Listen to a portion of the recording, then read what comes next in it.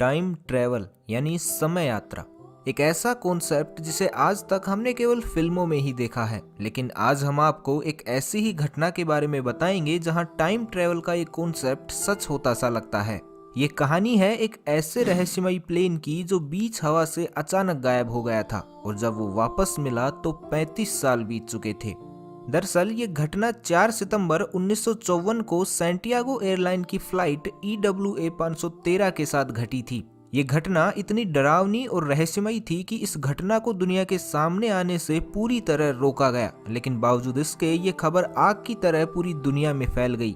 4 सितंबर 1954 को Santiago airline की flight EWA 513 ने वेस्ट जर्मनी के एक एयरपोर्ट से 52 लोगों के साथ पोर्टो एलेग्रे ब्राजील के लिए उड़ान भरी। शुरू में सब कुछ सही जा रहा था, लेकिन कुछ ही घंटों बाद फ्लाइट का कॉन्टैक्ट कंट्रोल रूम से टूट गया। कंट्रोल रूम से कोई भी व्यक्ति ना तो पायलट से संपर्क में था और ना ही कोई पायलट किसी को संपर्क कर पाने में सफल हो रहे थे। कंट्रोल स्टेशन ने फ्लाइट के पायलट से भी संपर्क करने की पूरी कोशिश की, लेकिन कुछ भी हाथ नहीं लगा। काफी प्रयासों और सर्च ऑपरेशन के बाद सबने यही सोचकर उम्मीद छोड़ दी कि इस फ्लाइट को शायद नीला आसमान निगल गया है।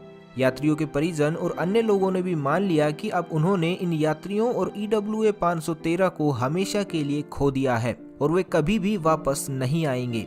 इस घटना का सैंटियागो एयरलाइन पर इतना बुरा असर पड़ा कि कुछ दिनों बाद ही सैंटियागो एयरलाइन को हमेशा के लिए बंद कर दिया गया। लेकिन फ्लाइट और यात्रियों की खोज फिर भी जारी रखी गई, लेकिन किसी को भी इससे जुड़ी कोई भी खबर नहीं मिली। लगभग 35 साल ऐसे ही बीत गए। अब तो लोग इस घटना को भूलने भी लगे थे, लेकिन 12 अक्टूबर 1989 की सुबह एक ऐसी घटना घटी जिसने सभी को चौंका दिया। इस दिन की सुबह पोर्टो एलेग्रे एयरपोर्ट के रडार में एक अननोन प्लेन दिखाई दिया जो तेजी से पोर्टो एलेग्रे एयरपोर्ट के रनवे की तरफ बढ़ता जा रहा था। जब एयरपोर्ट के ट्रैफिक कंट्रोल रूम तक ये खबर पहुंची तो सभी ने अपना ध्यान इस प्लेन पर केंद्रित किया, लेकिन जैसे ही ये प्लेन नजदीक आया तो सब एकदम हैरान और परेशान हो गए, क्योंकि उन्होंने प्लेन पर सैंटियागो एयरलाइन लिखा हुआ पढ़ा था। लेकिन अब तक तो सैंटियागो एयरलाइन को बंद हुए 35 साल बीत चुके थे, तो ये फ्लाइट बिना किसी चेतावनी के कैसे आ सकती थी और अब तक कहाँ थी। सभी लोग इसी बारे में सोचकर घबरा रहे थे और थोड़ा डर भी रहे थे। कंट्रोल रूम के लोगों ने फ्लाइट के पायलट से संपर्क करने की कोशिश भी की, लेकिन उन्हें कोई जवाब नहीं मिला। ये घटना जितनी उत्सुकता पैदा करने वाली थी उतनी ही डराने वाली भी थी, लेकिन अभी कंट्रोल रूम के लोगों को इस बात का बिल्कुल भी एहसास नहीं था कि अभी ये घटना और भी डरावना रूप लेने वाली है, जिससे उनके होश उड़ने वाले हैं।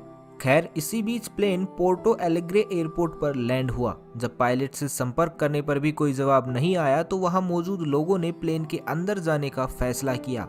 जैसे तैसे वहां के लोगों ने प्लेन का दरवाजा खोला, लेकिन वो अंदर जाने के नाम से डरे हुए थे।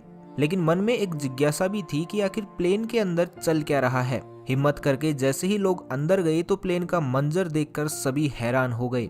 प्लेन में जितने भी यात्री थे सभी कंकाल में तब्दील हो चुके थे, लेकिन सभी कंकाल अभी भी उसी हालात में थे जिस हालात में वो फ्लाइट 35 साल पहले अपनी उड़ान के कुछ ही घंटों बाद गायब हुई थी।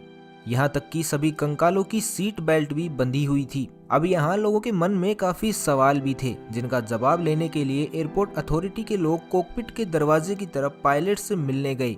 लेकिन जैसे ही उन्होंने दरवाजा खोला तो हक्के बक्के रह गए। प्लेन का पायलट भी कंकाल बन चुका था, लेकिन पायलट के हाथ अभी भी प्लेन के नेविगेशन कंट्रोल पर ही थे, जो बहुत चौंकाने वाली बात थी।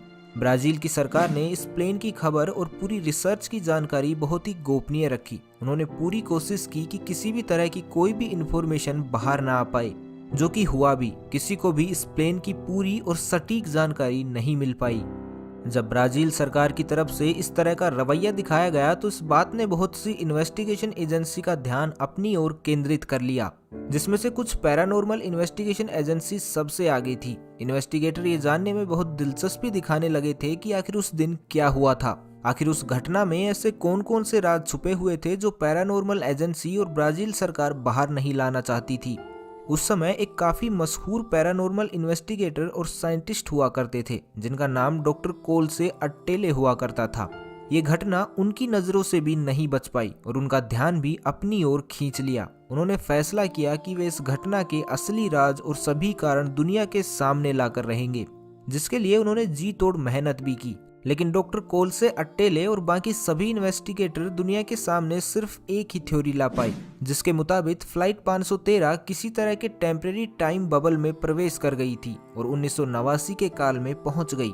अगर इसको आसान शब्दों में समझा जाए तो फ्लाइट 513 किसी तरह के टाइम ट्रेवल में पहुंच गई थी, जिसकी वजह से ये अद्भुत यात्रा हुई।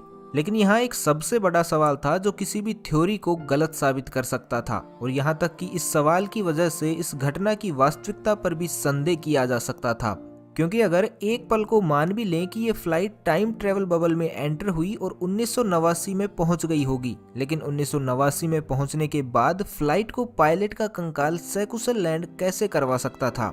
हालांकि कुछ लोग इस घटना को महज एक काल्पनिक कहानी बताते हैं, बिल्कुल उसी तरह जिस तरह एरिया 51 में एलियंस के होने का दावा किया जाता रहा है। लेकिन कोई नहीं जानता कि आखिर इस पूरे घटनाक्रम के पीछे क्या राज छिपा हुआ है। तो आपको इस घटना के बारे में क्या लगता है? अपनी राय कमेंट बॉक्स में जरूर दीजिएगा।